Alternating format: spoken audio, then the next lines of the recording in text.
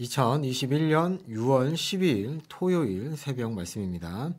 잠언 22장 17절에서 29절까지 말씀, 진리의 귀를 기울이라 라는 제목으로 오늘 새벽 말씀 보도록 하겠습니다. 잠언을 저희가 여러 부분으로 나눌 수가 있는데요.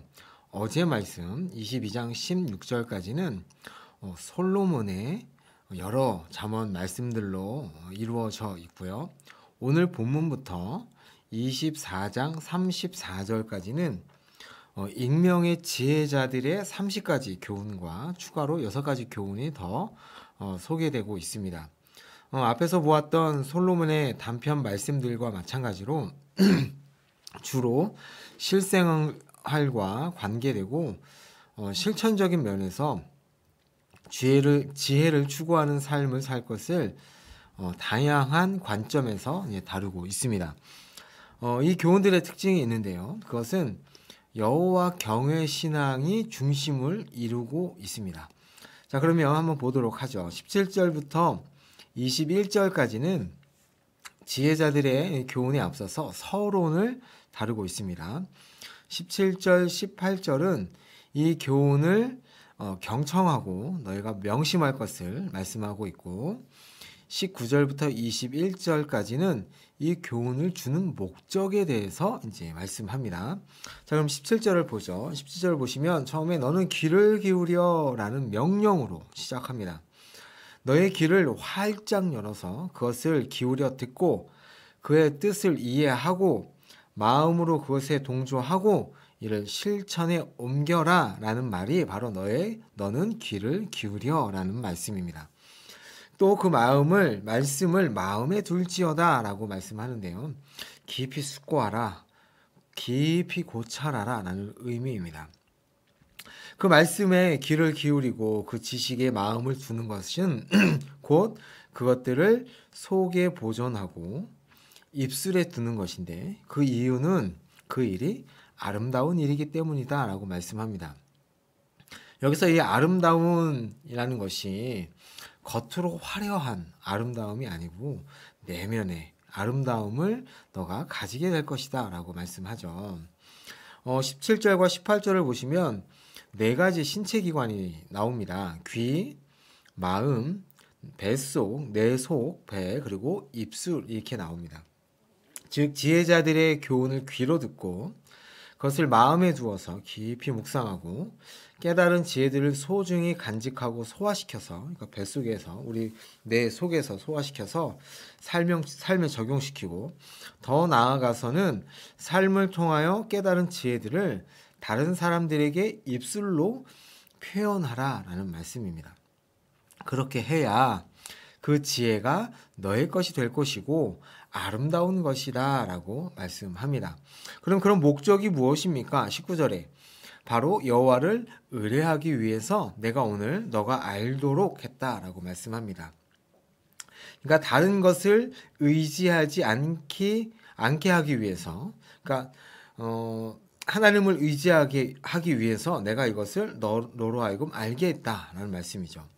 우리 삶에 여호와 아닌 다른 것들을 의지하고 바라게 될 때가 언제입니까? 바로 말씀과 멀어질 때입니다. 하나님의 말씀을 멀리하여 하나님과 멀어질 때 우리는 여호와께 나의 의지와 나의 의뢰를 맡기지 않습니다. 그래서 이 지혜자가 목적을 뭐라고 얘기하냐면, 너가 여호와를 의뢰하기 위해서 내가 이걸 너에게 알려준다라고 말씀합니다. 자, 20절에서도 내가 모략과 지식의 아름다운 것을 너를 위해 기록했다라고 말씀하죠. 여기서 아름다운 것이라는 것이 그 아름답다라는 뜻이 맞는가, 아니면 이 아름다운이라는 것이 30개의 교훈이라는 뜻이 맞느냐라는 논쟁이 있습니다. 어떻게 해석을 하든 지혜자들이 모략과 지식을 너를 위해서 문서로 주었다는 것이죠. 자, 이 모략과 지식의 아름다운 것들을 기록한 목적, 문서로 준 목적이 무엇인가? 첫째는 너로 깨닫게 하는 것이고, 두 번째는 회답하게 하려는 것입니다. 말씀을 배우고 익히는 자로 하여금 진리의 확실한 말씀을 깨닫고 또한 자신을 보낸 자들에게 진리의 말씀으로 회답하도록 하기 위함이다라는 것이죠. 여기서 이제 보낸 자들은 뭐 부모가 될 수도 있고요. 교사가 될 수도 있고 지도자가 될 수도 있습니다. 근데 다시 회답하라라는 말씀은 무슨 말씀일까요? 그 삶으로, 너의 삶으로 드러내서 나에게 좀 보여줘라 라는 말씀이죠.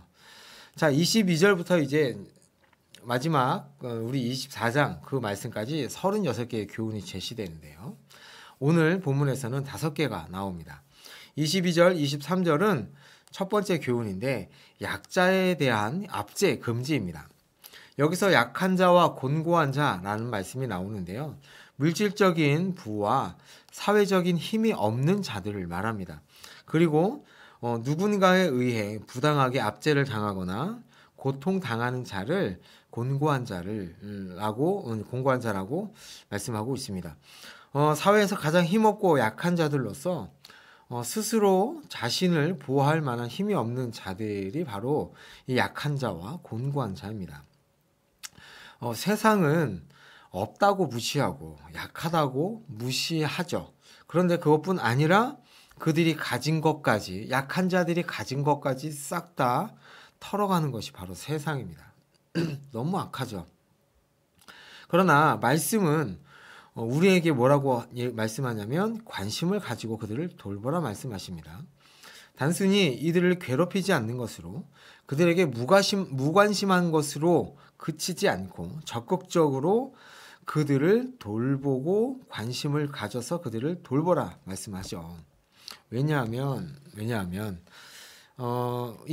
이들을 약탈하고 이들을 압제하는 자들을 대신해서 하나님께서 싸우신다 말씀하고 있습니다. 그리고 여호와께서는 그 약한 자들을 괴롭히는 자들의 생명을 강탈하여 가실 것이라고 말씀하십니다. 이 말씀을 보시면 하나님께서 약자들에게 얼마나 많은 관심을 가지고 계시는지 저희가 알 수 있죠. 한 번만 그렇게 하겠다라는 뜻이 아니고요. 지속적으로, 그러니까 이 땅에서 살아가는 동안 여호와께서 계속 그렇게 하겠다라는 의미가 오늘 말씀 가운데 포함되어 있습니다. 25절, 24절, 25절은 두 번째 교훈인데요. 자제심이 부족하여서 사소한 일에도 쉽게 화를 내는 자를 멀리 할 것을 교훈합니다. 먼저 노를 품는 자와 사귀지 말라. 그러니까 여기서 노를 품는 자는 가끔씩 노를 품고 화내는 자가 아니라 항상 노를 바라는 자를 얘기합니다. 울분한 자라는 말씀은 마음이 불같이 뜨거운 자를 말씀하고 있고요. 그러면서 그들과 동행하지도 말라. 왜냐하면 그들의 삶의 방식에 물들어 그들처럼 되어서 올무에 걸린 짐승이 생명을 잃게 되는 것처럼 너도 그런 치명적인 위험에 빠질 수 있기 때문에 그들과 동행하지 말아라 라고 말씀합니다. 여기서는 육체적 생명뿐 아니라 영혼의 생명까지 그렇게 위험에 처해질 수 있으니까 너 조심해라 라고 말씀하고 있습니다. 26절과 27절은 세 번째 교훈입니다. 잠언에서 계속 나오는 말씀이죠. 보증 서지 말라. 이 보증 서는 것 때문에 너 침대까지, 침상까지 없이 될 것이다. 그러니까 경제적으로 막대한 손해를 입게 될 것이니까 너 쉽게 경솔하게 보증 서지 말아라 라고 말씀하죠. 만약에 보증을 서게 된다면 받지, 그 돈을 안 받을 각오로 주라고 말씀하고 있습니다. 자, 28절은 네 번째 교훈입니다. 여기 보시면 토지의 경계와 그 소유주를 알려주는 지게석을 옮기지 말라라고 얘기합니다. 조상의 지게석이죠. 여기서 지게석이라는 단어는 경계, 테두리라는 뜻입니다. 그 경계를 표시하기 위해 그 위에 이제 돌을 놓아두어서 지게석으로 번역하게 된 것이죠. 자, 이 경계가 언제 생겼냐면 여호수아가 가나안 땅을 점령할 때 각 지파별로 땅을 나누면서 생겼습니다. 그 생기는 곳에 이제 돌을 이렇게 올려놨는데 그게 바로 지게석, 경계석이 된 거죠. 지금 우리는 그 경계를 표시함으로 토지를 매매하기 위해서 이제 사용하지만 이때 당시에는 율법에서 그 각 지파가 가지고 있는 그 토지는 다른 지파에게로 팔 수 없고 서로 살 수 없다는 것을 표시하기 위한 것이었습니다. 땅을 이제 상실한 백성이 나중에 같은 종족의 종으로 이제 전락하게 되는데, 땅도 팔고 그마다 더 많은 빚이 있으면 이제 그 사람들의 종이 되는데, 그렇게 되는 것을 방지하기 위한 하나님의 하나님의 말씀이었던 것이죠. 율법이었던 것이죠. 그래서 그 조상 때부터 내려오던 그 경계석을 옮기지 말라라는 것은 지파별, 가족별로 분배받은 땅이 그대로 그 후손들에게 기업으로 고스란히 물려지게 하라는 말씀입니다. 그러니까 위에서 보았던 말씀, 아무리 많은 빚 보증으로 파탄에 이르러서 종으로 전락할 수밖에 없는 경우에 처했다 하더라도 그들의 그 기업만큼은 그대로 인정해 주어라 라는 교훈의 말씀입니다.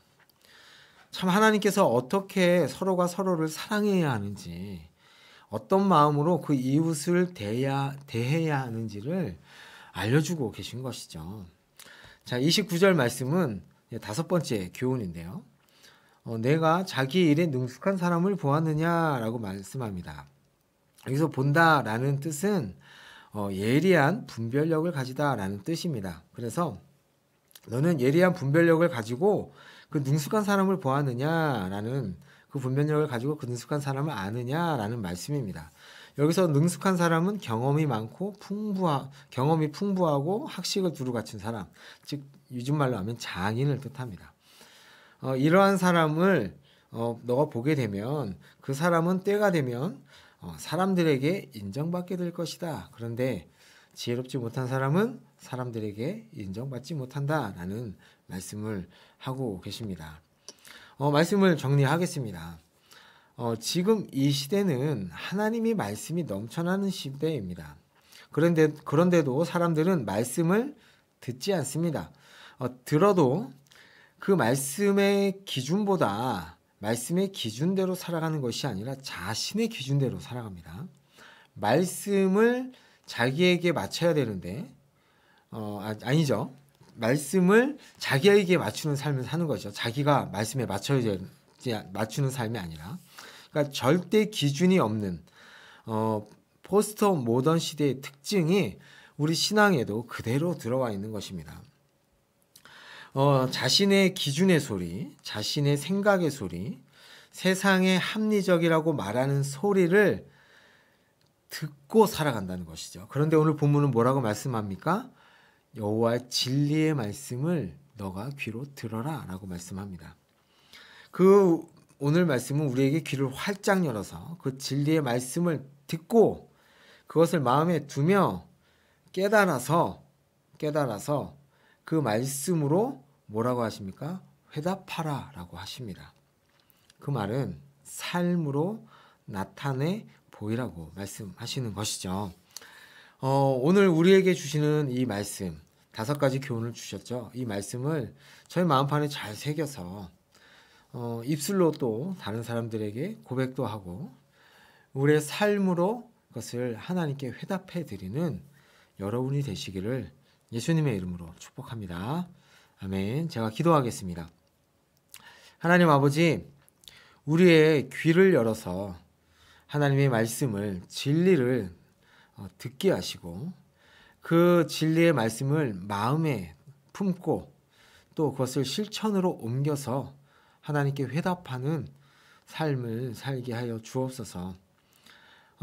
저희에게 주시는 그 말씀이 우리의 삶의 기준이 되게 하시고 우리가 가진 지식, 우리가 가진 능력, 우리가 가진 삶의 가치관이 기준이 되지 않는 하나님의 말씀이 기준이 되는 삶을 사는 저희가 되게 하여 주옵소서.